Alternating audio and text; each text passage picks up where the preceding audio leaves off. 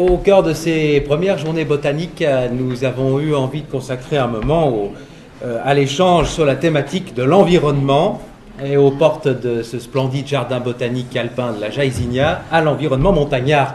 La France, c'est clair que le réchauffement y est même plus marqué qu'ailleurs, puisqu'on considère qu'il est au cours du XXe siècle de l'ordre de 1 degré. Plus de 30 ans de photos et j'ai choisi les plus belles pour faire un bel album photo. La faune, la flore et les paysages de montagne et essentiellement de la vallée du Gif. La plupart des photos ont été faites dans la vallée. C'est-à-dire que chaque graine a son coton. Ceci, avec le vent, s'envole et tombe par terre et elle n'attend que la pluie pour pouvoir germer. Il invitait à la lecture de la bonne aventure. Vous goûterez amour et amitié, plaisir et volupté, à partager l'intimité de l'étrange thé. Là, j'ai préparé quelques sirops de plantes. Donc, il y a du sirop d'aubépine, du sirop de fleurs de pissenlit et du sirop de fleurs de sureau et de la violette aussi. Dans le pissenlit, tout est bon. Hein. On mange les fleurs, on mange les feuilles, on utilise la racine en succédané de café. Et les boutons floraux aussi se font confire, s'utilisent confits dans de l'huile d'olive. Sinon, en tant qu'ethnobotaniste, je m'intéresse aux usages des plantes, aussi bien les plantes médicinales, culinaires, ménagères, ludiques et magiques. Ce livre, c'est un peu mettre en avant notre culture montagne et de la vivre au mieux au quotidien. Un maître mot aussi bien pour les cuisiniers et pour les consommateurs, c'est la proximité, c'est-à-dire d'aller à côté de chez soi, voir un producteur qui va faire une belle tome ou qui va faire pousser un beau légume ou élever une bête correctement. Nous, ce sont des livres sur la botanique, une flore de montagne, des plantes médicinales, tout ce qui touche la fleur en fait. Mon vrai métier, c'est d'être éditeur à Samoin, éditeur en Pays de Savoie. Il y a une vie intellectuelle, une vie d'écrivain, une vie de poète qui est assez forte et qu'on connaît très mal, très peu. Et nous, on veut être illustrateurs de cette capacité à lire et à écrire. Je suis là aujourd'hui pour présenter des livres spécialisés sur les orchidées.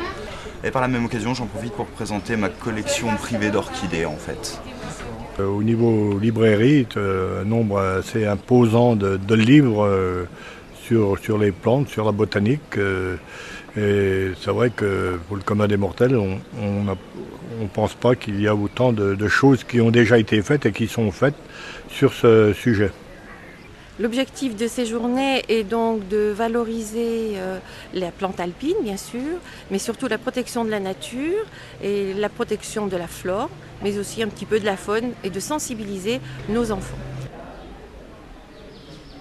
Je pense qu'ils se sont promenés dans ce jardin en faisant attention à ce qu'ils regardaient, parce qu'ils devaient choisir quelque chose pour dessiner. Un bonhomme et après une fleur. J'expose donc des photos qui sont des fleurs du jardin de la Jaïzinia. J'ai participé à la mise en espace de l'ensemble du lieu d'exposition. Je suis très heureuse d'être à la Jaïzinia, en souvenir de ma chère cousine Marie-Louise Cognac-Jay.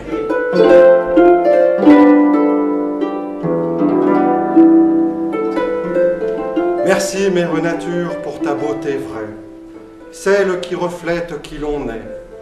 Merci d'avoir nourri mon âme, ô grande et belle dame. Le départ en poésie, c'est pas le monde des idées, c'est le monde des sensations. Tout ce que vous sentez, tout ce que vous voyez, tout ce que vous écoutez, ça va être le terreau, n'est-ce pas, de votre travail futur. Regardez les choses autrement, comme vous faites dans le jardin, en regardant les fleurs. Et on écoute un poème comme on regarde un jardin.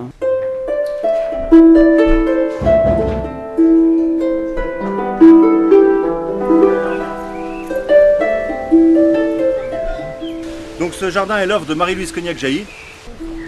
Donc issue d'une famille pauvre et nombreuse, à l'âge de 16 ans, elle va rejoindre sa marraine à Paris. Elle rencontre Monsieur Cognac, qui lui était simple camelot.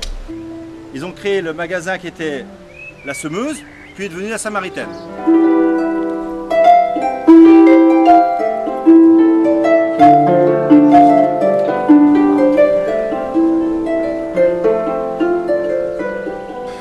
l'association Jaisinia Animata a eu l'idée de lancer cette opération et qui colle tout à fait avec, je dirais, l'arrivée de l'été. En plus, on a un événement synchro, c'est que nous sommes exactement à la date anniversaire, c'est-à-dire le 570e anniversaire du Gros Tilleul. Et donc tout est en phase pour que cet événement se pérennise.